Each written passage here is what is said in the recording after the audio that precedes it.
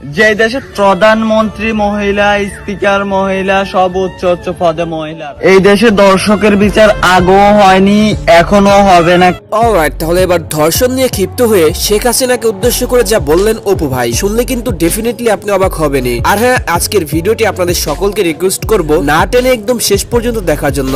এর কারণ আপনি পুরো ভিডিওটি দেখলে বুঝতে পারবেন। যাই হোক, আর কথা না বাড়িয়ে মূল আলোচনায় আসি। চারিদিকে শুধু ধর্ষণ আর ধর্ষণ। ধর্ষণ কি কোনো দুর্ঘটনা? যার জীবনে তা ঘটে তার জন্য তো দুর্ঘটনাই, কিন্তু এটি কি কোনো বিচ্ছিন্ন কাণ্ড? না।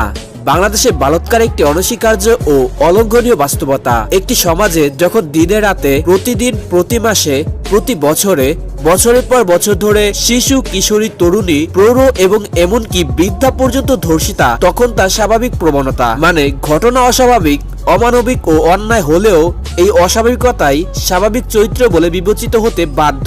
এদেশে রাস্তায় পাগলিনী ধর্ষিত হয়, চাকরির সাক্ষাৎকার দিতে গিয়ে অফিসে চাকরি প্রার্থী ধর্ষিত হয়, রেলওয়ে থানার ভেতরে নারীকে আটকে রেখে দল বেঁধে ধর্ষণ করা হয়, বিদ্যালয়ে যাবার পথে মুখ আটকে পাটকেটের ভেতর টেনে নিয়ে ধর্ষণ করা হয়, রাতের বেলায় প্রকৃতিটাকে সাড়া দিতে গেলে টেনে নিয়ে ধর্ষণ করা হয়, রাতের অন্ধকারে ঘরের বেড়া কেটে ধর্ষণ করা হয়, স্বামীকে বেঁধে রেখে স্ত্রীকে ধর্ষণ করা হয়। স্ক্রিনে আপনারা দেখতে পাচ্ছেন গত জানুয়ারি মাস থেকে আগস্ট মাস পর্যন্ত মাত্র 8 মাসের একটি ধর্ষণের অ্যানালাইটিক্স। গত 8 মাসে শুধু নারী ধর্ষণ হয়েছে 889 জন, শুধু ধর্ষণ হয়েছে 692 জন, গণধর্ষণ হয়েছে 192 জন, ধর্ষণের পর হত্যা করা হয়েছে 41 জনকে, ধর্ষণের পর আত্মহত্যা করেছেন 9 জন এবং ধর্ষণের চেষ্টা করা হয়েছে 192 জন। এছাড়া বাংলাদেশের বড় নিউজ পোর্টাল কালের কণ্ঠের একটি প্রতিবেদনে বলা হয়েছে, চলতি বছরের জানুয়ারি থেকে জুন পর্যন্ত 6 মাসে দেশে ধর্ষণের শিকার হয়েছেন 601 জন নারী ও শিশু। এর মধ্যে একক ধর্ষণের শিকার হয়েছে 462 জন এবং দলবদ্ধ ধর্ষণের শিকার হয়েছেন 134 জন। ধর্ষণের শিকার হওয়াদের মধ্যে 40 জনের বয়স 6 বছর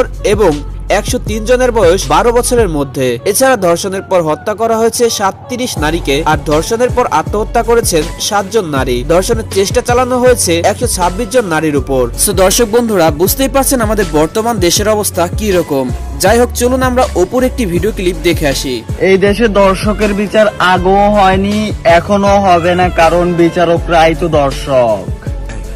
সো দর্শক বন্ধুরা, এই ছিল আমাদের আজকের ভিডিও। এই ভিডিওটি আমি অনেক রিসার্চ করে বর্তমান সময়ের পরিস্থিতি আপনাদের সকলের সামনে তুলে ধরার জন্য তৈরি করেছি। ভিডিওটি যদি আপনাদের ভালো লেগে থাকে তাহলে অবশ্যই একটি লাইক দিবেন, শেয়ার করবেন আপনার বন্ধুদের সাথে।